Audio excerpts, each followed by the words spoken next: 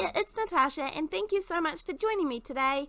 I have a fun one today that I don't think I've done on my channel before, but this does not take many supplies and we are going to create some bubbles today. Now this is just my version and these are by no means perfect, but they are easy.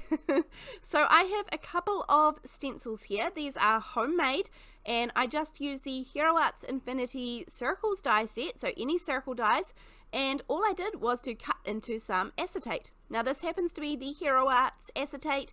I will link this one down below because this die cuts beautifully and crisply. But all I have done is die cut a few different sizes of the circles. I'm going to be using Simon Hurley's die inks today. These are a really nice mix. They are pretty slightly transparent, and I also am going to be using some finger daubers. Now for the Simon Hurley inks, because I don't have a whole lot of his inks, I do have one finger dauber dedicated to each colour. Now these are some stacking ones. I'm not sure if these are available anymore, but any finger daubers obviously work perfectly. I find finger daubers are good because they're just that little bit smaller than a normal big foam blender. And then all I do is I have picked kind of 5 colours that are going to go around together, and all I do is I just very, very lightly add some colour to the outside of the circle. So I start off with some blue, then add some purple. You do want to make sure that the colours that you use are going to kind of blend nicely into each other. For example, I wouldn't put an orange next to a purple, or you wouldn't put a green next to a red, or something that's going to kind of clash and make brown. You want these to be kind of all of those reflective colours that you can see in bubbles in the sunshine. So I do tend to leave the centre kind of empty. Now, do I plan where it's going to be, if it's in the middle, slightly to one side? No, I think that kind of just adds to it where there's that nice reflective piece of light in the middle. And then I just pop whatever size bubbles I want. I try and make sure a few of them overlap just a little bit even. And I think less is probably more for me when it comes to adding bubbles as a technique. But I am going to show you a couple of finished cards, a couple of different options, how you can turn these into cards today too. So I just try and spread them out. I make sure I have the different sizes. I did pretty much stick to using all 5 of these colours here. But you can switch up the colours. You can just use 3 of them, 4 of them, 5 of them, add more, 6, 7. You could use different colours on each one. You don't have to use a specified amount. You could keep it different for all the bubbles on your page. I mean, the world is your oyster. So these are the 2 that I have so far. We're not quite finished creating the kind of bubble effect, but I'll add some more details at the end once I have a bit more knowledge of what I'm going to pop on the front. Now for the first one, I have these die cut circles here.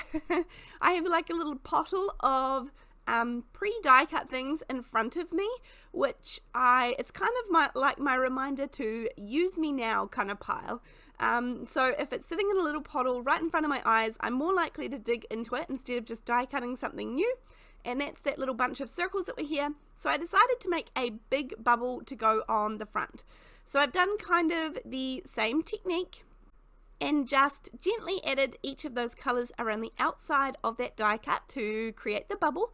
Then I have the Every Occasion Sentiment stamp set from Catherine Paula, but any stamp set, any sentiment set is going to go nicely in the middle.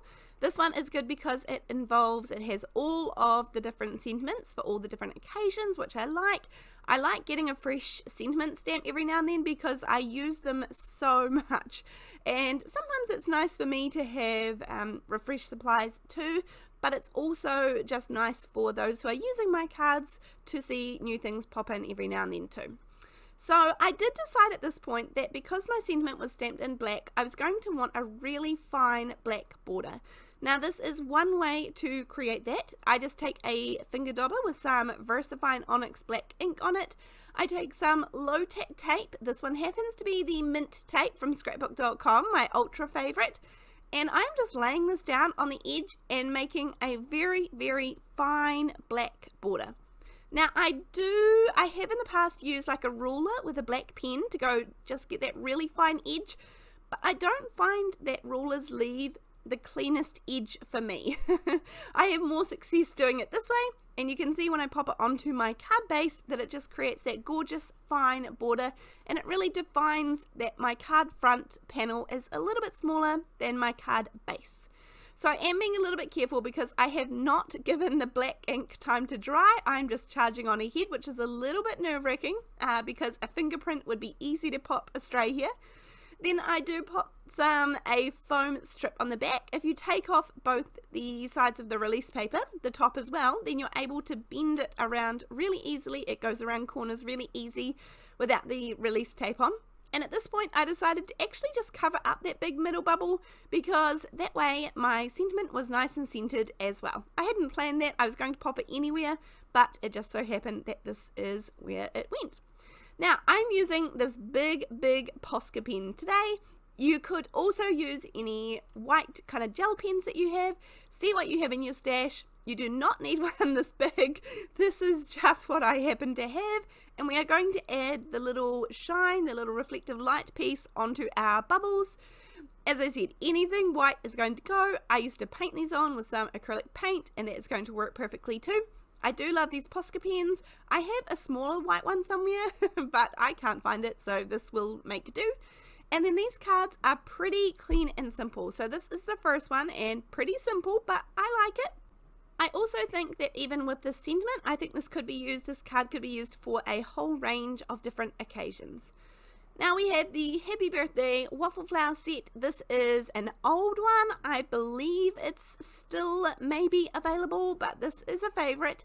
And I love that gorgeous big Happy Birthday. This is one of my favorites as well, and it's definitely a stamp set I need to come back to and use a bit more. Now I was going to stamp this in black, but black sometimes I find is a little bit harsh for Happy Birthday. Given that it's a big bold sentiment, in black sometimes doesn't feel like the right option for this one, so I thought, what haven't I used in a little while? And that is going to be silver embossing powder. So I'm using the Forte embossing ink, which I'm loving this one at the moment, adding on some silver embossing powder. Boy, this embossing powder is old. It is a Ranger one, but it is pretty old and it's still going just fine. I'm going to melt this and it's going to give the perfect amount of making sure it doesn't sink into the background, but it is nice and bold whilst also having that kind of reflective soft touch to it that goes nicely with the bubbles. So in the end, I was really happy with my choice here to go with silver. I often lean towards gold these days, not necessarily on purpose. It just seems to be my go-to if I'm going to pick up an embossing powder. However, silver was a good choice here, I think. Now, when I move this in the light, I love that gorgeous little bit of reflective light moving on the embossing powder, but I did think, again, just like the black, I need a little more. So you can take the same technique here that we use the low-tack tape for, and I just ink up the edge just a little bit with my embossing ink. And you can see there, actually, the embossing ink is nice and juicy. You can see it's even on my spare paper. I do like my embossing inks to be juicy enough because otherwise no one likes splotchy embossing. Embossing can be tricky enough at the best of times without adding in a dry ink pad. So I did get the re-inker with this ink pad that I've been using, but I haven't had to use it yet. It came nice and juicy and that's the way I like it. So I am enjoying this one. This is the Forte one. So I will link all of the supplies that I can find that are still available. I will always link them down below in case you want to check them out. That really helps me out as a creator on my YouTube channel. Doing things like clicking the like button, adding comments, or sharing the video is also something else you can do to help me out. I really appreciate all of those small things. They make a big difference to how the channel runs, and it makes a big difference to us seeing how our videos do. YouTube can be quite a tricky thing. It can be either very heartwarming to see kind comments and your video doing really well. It can also be really hard to see something that you put time and effort into not doing so well also. So tricky to balance. But anyway, I appreciate all of the support I get. I'm letting you know that even the small things you do really make a difference to us. So we appreciate it. Thank you so much for joining me. I hope you have enjoyed learning about how to make bubbles on your card fronts, and I will see you in the next video.